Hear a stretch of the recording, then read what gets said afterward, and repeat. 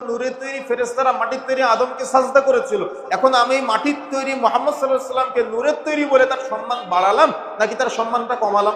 মুহাম্মদ সাল্লাল্লাহু আলাইহি ওয়াসাল্লামকে আল্লাহ সুবহানাহু ওয়া তাআলা অন্যান্য মানুষের মতো মাটির তৈরি বলেছেন, তার মানে অন্যান্য সকল মানুষ যেমন, আর আমরা বললাম কি নূরের তৈরি বলে আমরা সম্মানকে বাড়ানোর চেষ্টা করলাম। কিন্তু আপনি যদি একটু কোরআন হাদিস যাচাই বাছাই করেন, একটু যদি আপনি ক্যালকুলেশন করেন, আল্লাহ সুবহানাহু ওয়া তাআলা মাটির তৈরি আদমকে নূরের তৈরি ফেরেশতাদের বলেছিল সাজদা করার জন্য, তাই না?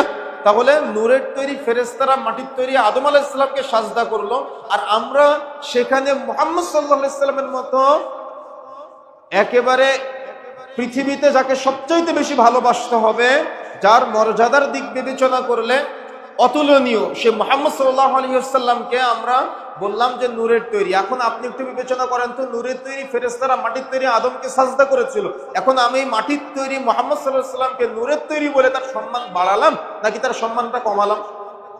আমরা পক্ষান্তরে কমালাম না, কিন্তু আমরা বুঝি না, আমরা ভাবি নূর মানে আমরা সম্মানটা বাড়িয়ে দিলাম। এই জন্য আমাকে আপনাকে গবেষণা করতে হবে, বিশ্লেষণ করতে হবে, চিন্তা করতে হবে যে আমি যে কথাটা বলতেছি সে কথাটার কোনো যৌক্তিকতা আছে কিনা।